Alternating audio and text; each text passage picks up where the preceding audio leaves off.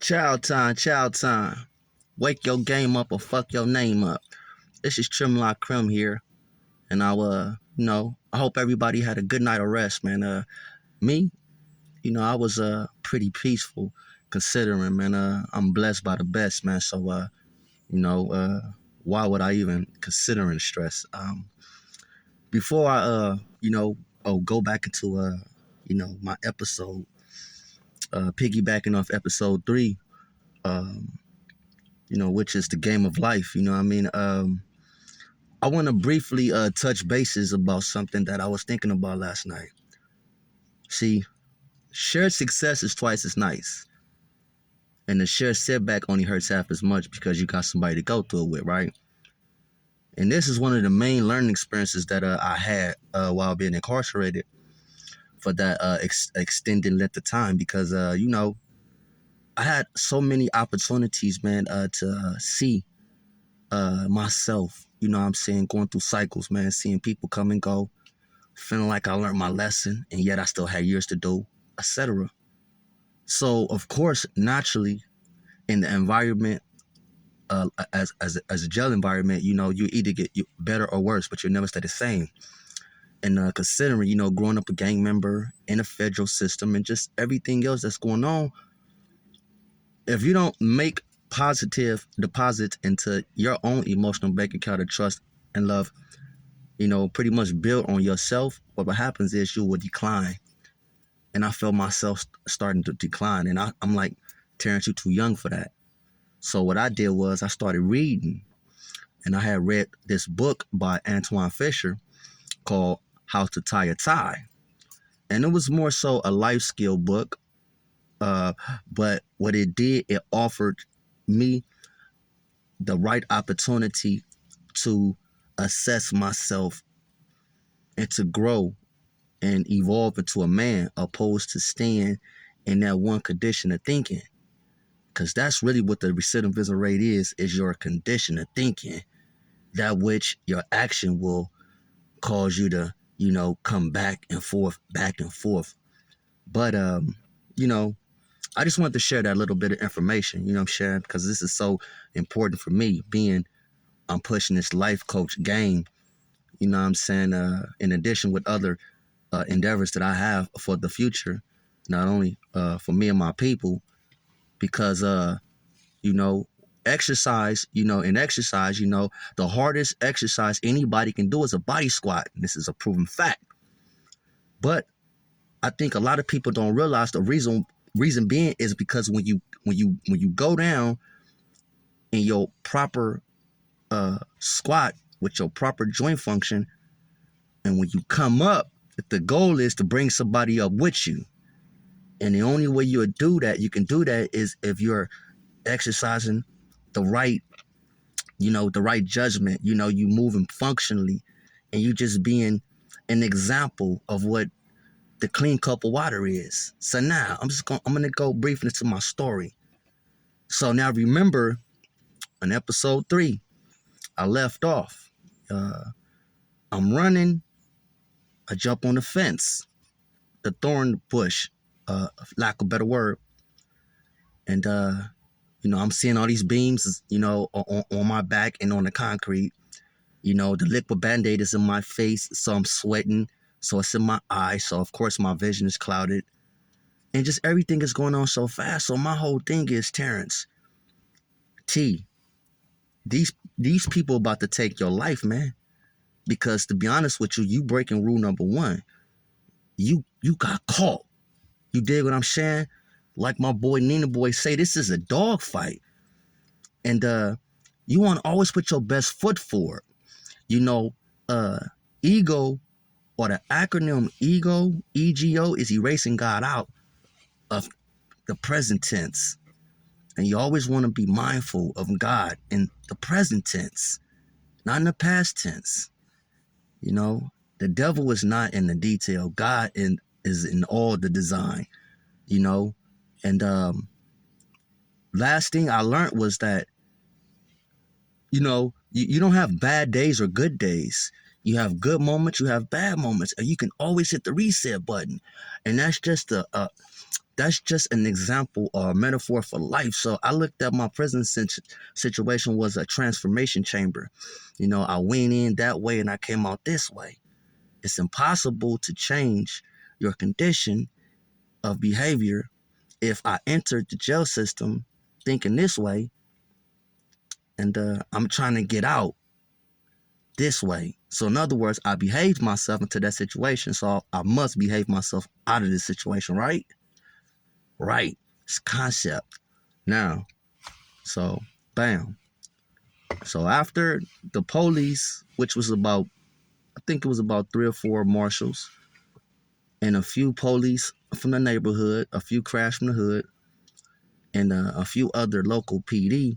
You know, they had us, you know, they grabbed me from the gate, you know, they slammed me, they put their knee in my back, and they was taunting me like, you know, you really did it this time, and they kept like mentioning juveniles. They kept saying something like, how y'all are creeps, and how do y'all do this and elicit a juveniles to do y'all dirty work. But then I'm looking around and I'm noticing this crash from the hood, and I'm like, oh, so now this is where the story is going to get real deep, because it's 2 different parties of people.